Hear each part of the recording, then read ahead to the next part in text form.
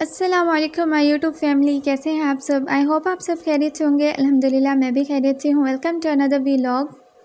यहाँ पर तकरीबन सुबह के 7 o'clock हो रहे हैं और हम लोग जा रहे हैं सब्ज़ी मंडी। आज कुछ फ्रूट्स और सब्ज़ियाँ वगैरह लेनी थी, तो हमने सोचा सुबह सुबह ही जाकर वहाँ से ले आते हैं, क्योंकि सुबह के टाइम पे वहाँ पर फ्रेश फ्रूट्स और फ्रेश सब्ज़ियाँ मिल जाती हैं। तो हमने अभी तक नाश्ता नहीं किया था। हमने सोचा हम पहले सब्ज़ियाँ और फ्रूट्स वगैरह लेने चले जाते हैं और वापसी पे हम लोग नाश्ता लेते आएंगे, क्योंकि अगर हम नाश्ता करने लग जाते तो फिर बहुत लेट हो जाता।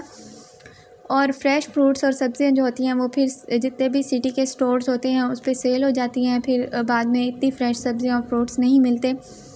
तो वहाँ पर प्राइस भी जो होती हैं वो बहुत मुनासिब होती हैं। जो कॉलोनी के स्टोर्स होते हैं वहाँ पर थोड़ी प्राइस ज़्यादा होती हैं, और इसलिए हम लोग मंडी चले जाते हैं, तो वहाँ पर हमें फ़्रेश सब्ज़ियाँ और फ्रूट्स भी मिल जाते हैं, और उसके साथ साथ जो प्राइस होती हैं वो भी बहुत मुनासिब होती हैं। तो इसलिए हम वहीं से जब हमने लेनी होती हैं तो वहीं से ही हम इकट्ठी सब्ज़ियाँ और फ्रूट्स ले आते हैं। तो ये देखिए, अब हम लोग जा रहे हैं सब्ज़ी मंडी। We are on the way. धुंध बहुत ज़्यादा है और सर्दी जो है वो पाकिस्तान में बहुत ज़्यादा पड़ रही है। अभी कुछ दिन से बिल्कुल भी धूप नहीं निकल रही। तो आप देख सकते हैं कितनी ज़्यादा यहाँ पर अभी धुंध है। तो मैंने सोचा ये विज़िट पे आप लोगों के साथ शेयर कर देती हूँ और कुछ बातें भी आप लोगों के साथ हो जाएंगी। बहुत से लोग मुझसे ये क्वेश्चन करते हैं कि आपने यूट्यूब चैनल क्यों बनाया।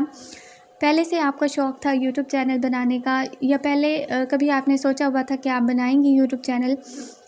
तो ना तो मेरा पहले से कभी शौक़ था यूट्यूब चैनल बनाने का, ना ही मैंने कभी सोचा था कि मैं यूट्यूब चैनल बनाऊँ। इवन मुझे लगता था कि मैं शायद इस पर वर्क कर ही नहीं सकती, क्योंकि मैं बहुत ज़्यादा पहले सेल फ़ोन यूज़ नहीं करती थी। ऐसा नहीं है कि मेरे पास एजुकेशन नहीं है। अल्हम्दुलिल्लाह I have done master in botany. लेकिन इवन जब मैं बैचलर लाइफ में थी, मैंने एफएससी भी कर ली थी और मैंने बीए से एडमिशन ले लिया था, तब तक मेरे पास सेल फ़ोन नहीं था। ऐसा नहीं है कि मुझे घर वालों की तरफ से कोई रिस्ट्रिक्शंस थी, उन्होंने अलाउ नहीं किया हुआ था मुझे सेल फ़ोन रखना। बस कभी मैंने उनसे डिमांड ही नहीं की कि मुझे सेल फ़ोन लेकर दें। मुझे लगता था कि शायद अभी मुझे ये डिमांड नहीं करनी चाहिए, यही बहुत बड़ी डिमांड है सेल फ़ोन रखना, तो अभी मुझे ये डिमांड उनसे नहीं करनी चाहिए। इसलिए बस फिर मेरे पास बीएससी में जब तक मैंने एडमिशन ले लिया था, तब तक मेरे पास सेल फ़ोन नहीं था। उसके बाद फिर ज़ाहिर सी बात है, बहुत ज़्यादा असाइनमेंट्स बनानी होती हैं, बहुत टॉपिक सर्च करने होते हैं और नेट पे बहुत काम करना होता है। तो जितने भी असाइनमेंट्स वगैरह मुझे मिलते थे, फिर वो मुझे अपनी फ़ेलोज़ वगैरह से, अपनी फ्रेंड्स से करवाना पड़ता था। उनसे सेल फ़ोन्स लेके टॉपिक सर्च करने पड़ते थे। फिर मैंने अपने घर वालों से कहा कि अब मुझे सेल फ़ोन की ज़रूरत है, तो आप मुझे लेकर दें। उन्होंने मुझे टैबलेट लेकर दिया और उसमें सिम भी डलती थी। तो फिर उसके बाद थोड़ा बहुत मुझे व्हाट्सएप और इवन फ़ेसबुक का पता चला। इससे पहले तो मुझे ना तो फ़ेसबुक का इतना पता था और ना ही व्हाट्सएप का पता था। बस खैर फिर मुझे उसके बाद फ़ोन जो है वो मैं यूज़ करती रही, तो थोड़ा बहुत जो ऐप्स वगैरह थी उनका भी पता चल गया। लेकिन खैर जब मैंने चैनल बनाने का सोचा तो मुझे इवन चैनल बनाना नहीं आ रहा था।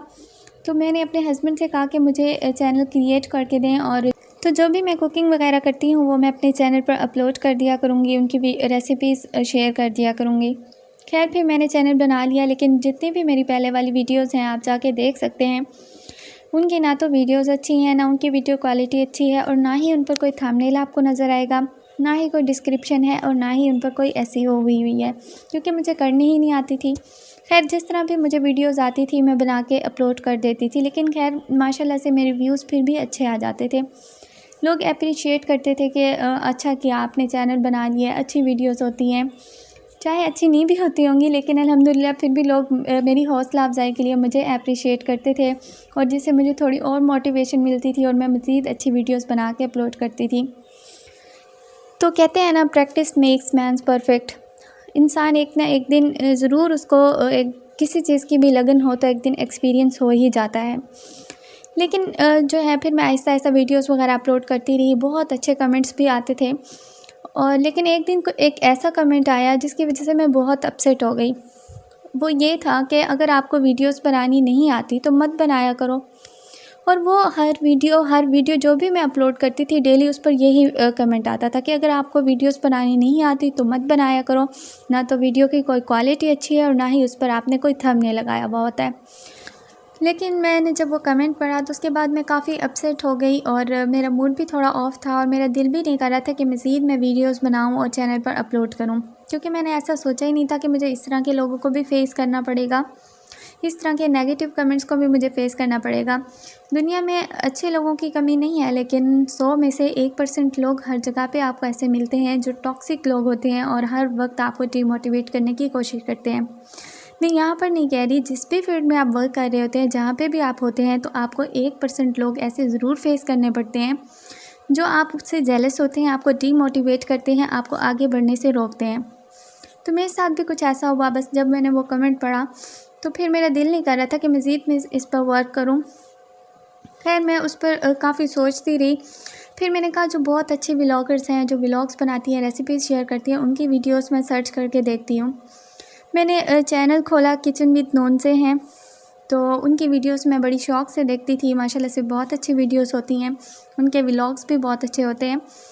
तो उनकी वीडियोस मैं ऐसे देख रही थी, स्क्रॉल कर रही थी, तो एक वीडियो उनकी इस तरह से गुजरी, मैंने ओपन की तो उनमें सेम उन्होंने यही बताया हुआ था कि जब मैंने चैनल खोला था, चैनल ओपन किया, उस पर मैं वर्क कर रही थी, तो मैंने बहुत से ऐसे लोगों को फेस किया जो बैड कमेंट्स करते थे, नेगेटिव कमेंट करते थे, जिनकी वजह से मैं डीमोटिवेट हो जाती थी। फिर खैर मैं मज़ीद उसको इग्नोर करके मज़ीद वीडियोस बनाती थी और अल्हम्दुलिल्लाह आज मैं कामयाब हो गई हूँ। तो बस ये व्लॉग देखने के बाद मुझे भी काफ़ी मोटिवेशन मिली। मैंने कहा ये सब देखिए उन्होंने भी फेस किया है, तो बस मैंने भी जितने भी कमेंट्स थे उनको इग्नोर कर दिया और उसके बाद मैं मज़ीद अच्छे से अच्छी वीडियोस बनाकर अपने चैनल पर अपलोड करती थी। और अच्छे से अल्हम्दुलिल्लाह मुझे थंबनेल भी बनाना आता है, अच्छे से एसईओ करनी भी आती है अपनी वीडियोस की, और डिस्क्रिप्शन वगैरह भी मैं लिख लेती हूँ। तो इंशाल्लाह अल्लाह ताला ज़रूर एक दिन मुझे भी कामयाबी देंगे। बस तो जो इस तरह के लोग होते हैं जो हमारे अंदर नुक्स निकालते हैं, ख़ामियाँ निकालते हैं, ये हमारा फ़ायदा कर रहे होते हैं, क्योंकि हम मज़ीद उस पर एफ़र्ट करते हैं, मज़ीद हम सीखते हैं और आगे बढ़ते चले जाते हैं। तो ऐसे लोगों की सुनकर कभी भी डिमोटिवेट ना हुआ करें, इनको सिर्फ़ और सिर्फ इग्नोर कर दिया करें।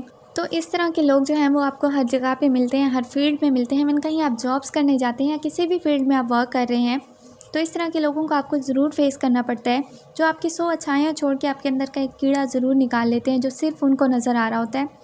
तो ये सब देखने वाले की नज़र होती है, सिंपल आप इनको इग्नोर कर दिया करें और आगे बढ़ जाया करें। और अगर आपको मेरी बातें अच्छी लगी हैं तो कमेंट में ज़रूर बताइएगा, अपना भी पॉइंट ऑफ व्यू आप मुझसे ज़रूर शेयर कीजिएगा। अगर आप मेरे चैनल पर न्यू हैं तो लाइक और सब्सक्राइब ज़रूर कर दीजिएगा, बेल आइकन को भी ज़रूर प्रेस कर दीजिएगा ताकि मेरी न्यू आने वाली वीडियोस जो हैं वो आप तक पहुंचती रहें। और अब इजाज़त दीजिए, इजाज़त चाहती हूँ, दुआओं में याद रखिएगा। अल्लाह हाफिज़।